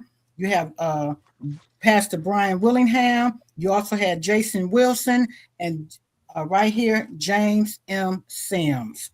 Connect with each and every one of them. They have some wonderful things that they want to give. Everyone should have a website. Put your website in the chat. We're on LinkedIn, Facebook under the Global Caregiver Speakers and the Global Caregivers Network. And we're also on LinkedIn. So for every speaker, please go over and put your information on any one of those sites. A lot of you I know may be on LinkedIn. So go over, share your information, and let the people connect with you. James M. Sims, thank you so much. And all of our other phenomenal speakers. Yes. Wonderful, Great wonderful, job. wonderful. So as we move forward, yes, thank you so much. Last but absolutely not least. Thank you, Sherelle. Lance is not new with all of this global caregivers speaking engagement. So Lance A. Slatton, he's widely known as the senior care influencer. He is also the president of Oz Authors, a global community sharing powerful Alzheimer's and dementia stories to light the way for caregivers everywhere. With over 20 years in the healthcare industry, Lance is a senior case manager at Enriched Life Home Care Services and the host and producer of the award-winning show All Home Care Matters. Remember that. Go over in the chat. All Home Care Matters, the nation's leading voice in long-term care. He's a YouTube Silver Creator Award recipient and recognized as a top healthcare influencer for 2024 and 2025. Continues to shape the national conversation around caregiving and advocacy. Let's give a warm welcome from Lance A. Slatton. He's an author, an advocate, a leader, and a change maker. Lance, take it away. All right. Well, thank you, Sherelle. I just want to first start off by thanking you for everything you do to put into these events and these symposiums and conferences through the Global Caregivers Network. I know the amount of work and time that you put into it. And it's an honor to be here again this year. And it's even more of an honor to, join these incredible speakers that we've had today, and listening to their stories has just been inspirational and really motivating as well. And like I'd said earlier to somebody, often we feel like we're alone and there's no one else out there. And I think it's even more so in the case of being a male caregiver. We're kind of taught to, preserve our emotions, not to show those emotions, and to just kind of push through and often not even ask for help. So, it's really an honor to join these esteemed speakers and guests and be here again this year. So, if you would have asked me years ago what my life would have looked like, I don't think caregiving would have been part of that answer. I was pursuing medical school, I was a newlywed, and I was working at the university, I was working in the hospital. And that all changed one evening when we had received a phone call from a home healthcare nurse that my father needed some help. And the options were he could come stay with us for a couple of weeks or go to rehab for a couple of weeks. It wasn't dementia, it wasn't cancer, it wasn't heart disease. He had sustained a significant fall on his tailbone in the winter here in Michigan, and that bruise developed into an abscess. The abscess ended up bursting, and that, as a result, developed into osteomyelitis, which is infection of the blood and the bones. And so we said, sure. Well, that led to 7 more major surgeries and 24/7 care for almost 3 years in total, but never once encountering all of the different, healthcare disciplines, the surgeons, the rehabs, the social workers, the nurse, the wound care, all of this. No one ever provided us with resources or connected us to resources. And likewise, my father was also a veteran, and he was never provided with any resources, just this specific healthcare need that he was there to see that professional for. And so everybody's staying in their own silos. Nobody knows what the family needs. Nobody knows what the patient needs necessarily outside of the reason for that appointment. So if I'm being even more honest, I don't think I would have pictured myself standing here talking about vulnerability, emotion, and caregiving from a male perspective. Because for a long time, like many men, I was taught something different. Be strong, handle your responsibilities, don't show too much emotion, and figure it out on your own. That's really the script a lot of us are given. But life has a way of rewriting that script. And this is why I say this is an unexpected journey. As I shared, my caregiving journey didn't begin with confidence, it began with responsibility. A loved one, and in my case, my father, needed care. And suddenly I was the one stepping in.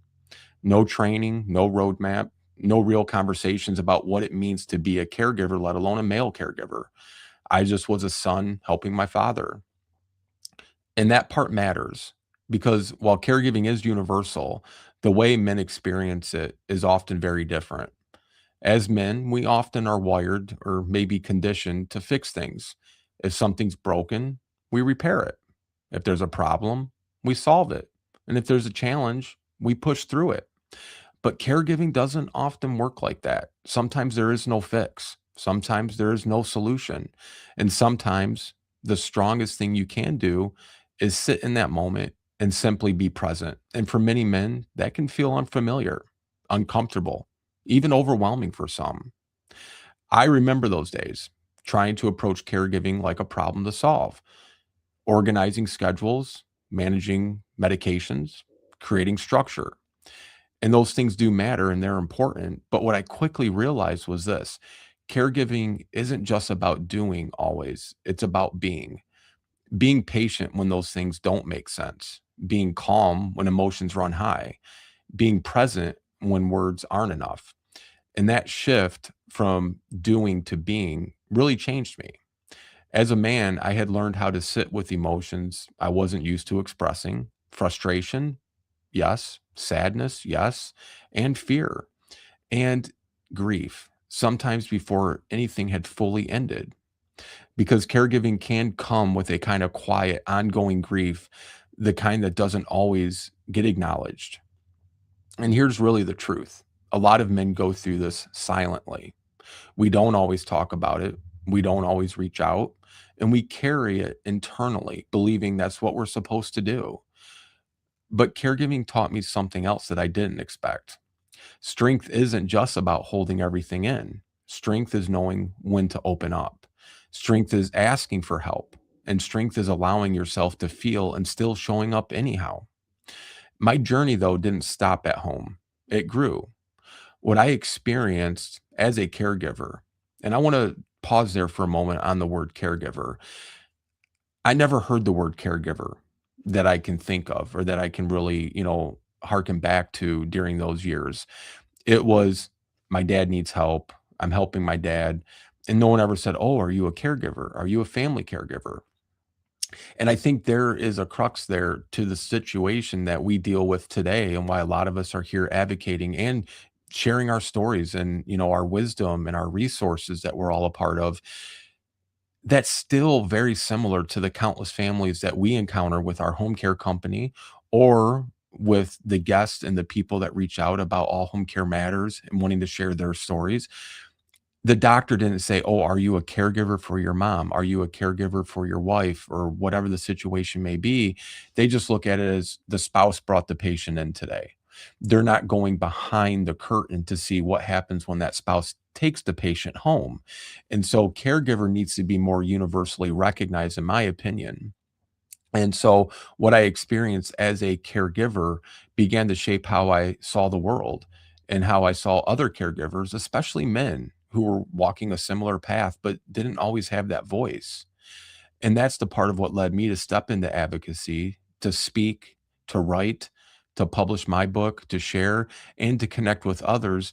And not because I had it all figured out, but because I knew how important it was for caregivers, especially male caregivers, to know that they aren't alone on this journey. Because again, let's be honest, male caregivers are often overlooked, sometimes not intentionally, but because of a lot of the things discussed, we're not out there sharing and opening up and making ourselves vulnerable. And sometimes they're overlooked because we're the men, we're the male role model, we're, the provider, we're the support, and it's looked at as a more, feminine role historically. When you think of nurses, let's say, you generally think of a nurse with the nurse's skirt and the hat. Sherelle, you're a nurse, and probably for your nursing school graduation picture, you wore the traditional nurse's hat. My mother was a nurse.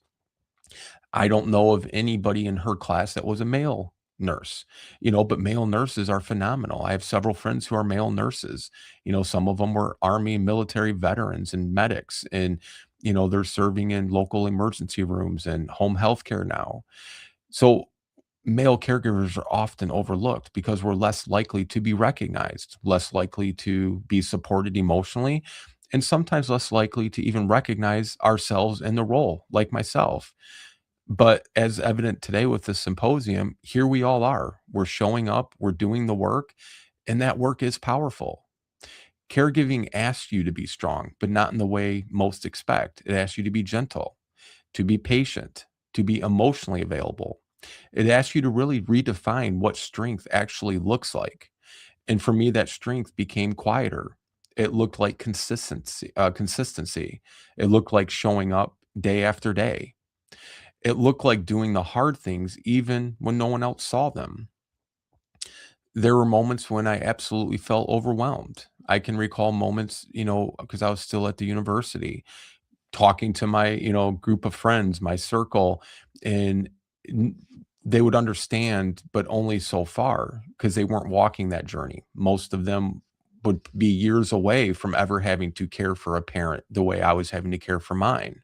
So I couldn't have anybody to relate to, and it felt very isolating, very lonely. So it got to the point where they don't want to hear about last night or the appointment or the surgery or any of these things.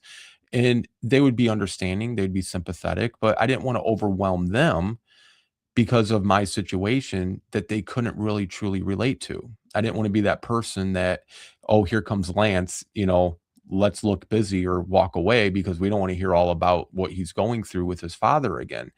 So there were moments that I felt overwhelmed, moments I questioned myself, moments that I wondered if I was doing enough. And if you're a caregiver or have been a caregiver, especially as a man, you've probably asked yourself that same question. So I want to say this clearly. If you are showing up, if you are trying, if you are giving your time, your energy, and your presence, you're doing enough. Caregiving will change you. It will challenge what you thought strength was and what it looks like. It will push you beyond your comfort zone and maybe even what you think are your limits. And it will ask you to grow in ways that you've never anticipated. But it will also give you something in return. It'll give you perspective, it'll give you purpose, and a deeper understanding of what it really truly means to care for another human being on a level that I consider a privilege to have experienced. And looking back, I realized obviously I didn't choose that journey, but I chose how I responded to it. And that made all the difference. So I like to say to every male caregiver out there, whether you call yourself that or not, we see you. We see the responsibility that you carry. We see the effort that you put in, and we see the strength that it takes to keep going, even when it's hard. I shared with Jason, one of our speakers earlier, that, I felt like we went to church today on a Saturday, and that's great. And, we're strong in our faith. And, I leaned into that very, very hard during these years. I thought I did before, but until you're really given a circumstance, you don't know what your faith really gets you through. And I discovered that.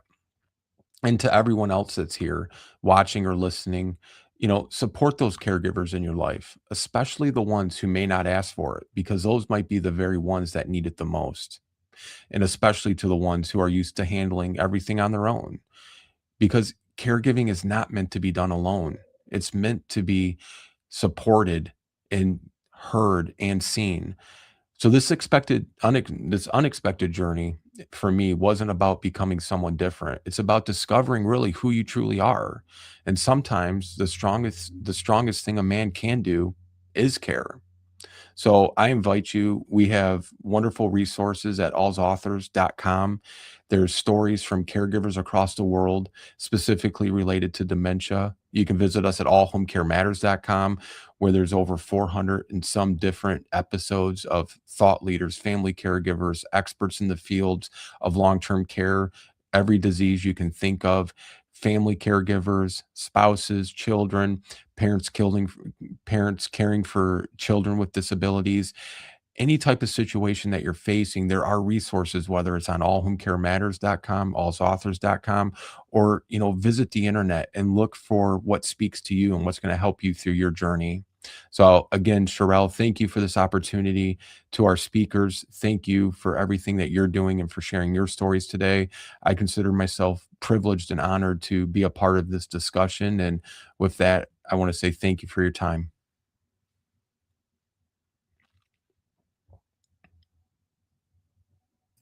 Lance, thank you. No, no, no. Thank you, Lance. Thank you. And thank all of the other caregivers, the male caregivers that came up to share their story. If my team wouldn't mind bringing all of them up to the stage right now. Lance, you have already given us a wisdom tip already. So, and you have been with us. This is not Lance's first rodeo. He's been with us, and it's been wonderful having you on here, Lance. It's so wonderful to have previous male caregivers come and speak on the platform. And looking forward into the future. Thank you. And looking forward into the future, like I said, we're going to start doing hybrid. I have been doing virtual for the last 3 years. It's time to take it to the streets, as they say. And so I look forward to you guys coming on for the 4th year, and just whatever you, in any way, any capacity that you can. And talking about next year, we are taking submissions for the 4th annual Global Mayor Caregiver Symposium 2027. I already have 3 guys that have signed up already, and we're looking forward to more. And you'll get more details on that as we go forth to the 2027. As you guys know, time is moving swiftly, right? We in 2026. Before you know it, we're already doing the 2027 event. And with that being said, I just want you guys to connect. connect with one another. Put your website in the chat. Let the people know where you at. Give them the information that they need to connect with you. This is the time to do it. This is for your visibility. This is for you connecting with the audience and with each other. Also, moving forward, I want to absolutely give a shout out to my team, GCN, Global Caregivers Network, the Exquisite Solution, LLC. It's part of my team. They've been working behind the scenes. I want to give a shout out to them. I just remember when I used to do all this myself. Bring them up to the stage, take them off the stage, bring up the next one, be the host, the co-host and the host. But guess what? God gave me the energy, the time, and everything to do it. When you're doing these things, you got to know how everything works, right? So I did it for 2 years, and God just blessed me to move forward and have a team now to work with. It is so much better. It's easy going and less energy for me. And as Lance had mentioned, yes, there's a lot that goes on behind the scenes to get to this point. Rehearsal, practices, making sure everybody on cue, making sure that you come in, all the IT check and all of this. We had a minor IT, but that was not a big deal because by the time we went live, it was okay. And with all of that being said, my wonderful male caregivers, we want you guys, you're going to receive in your email, so be on the lookout. I want to hear your feedback. We need to know how we need to improve moving forward. It's all about moving forward and talk about what happened. How was this transition of being from the beginning all the way up until now? You will receive a feedback survey in your email, and I'm thanking you in advance for filling it out. Next on the list. I don't think there's anything else. Anything else, Lance? No, it's just been great, Sherelle. Thank you For another. I just get so excited and so giddy about this, right? Because I know coming in the future, it's going to be more and more male caregivers that's going to step to the platform. Yep, absolutely. And especially when we go out into the community. Well, thank you so much, Sherelle. It's been great. Everybody, thank you. Have a great day. Thank you. No, thank you, Lance. My pleasure. All right. Bye, guys. Bye. Absolutely. Thank you. You guys have a great one. Thank you so much for taking the time. Take care, James, Lance, and everyone else that has been here on the platform today. Yes, we've been a little busy, but we through it. That's it for today, guys. Some didn't show up. I don't know what happened. Different situations happened throughout the day.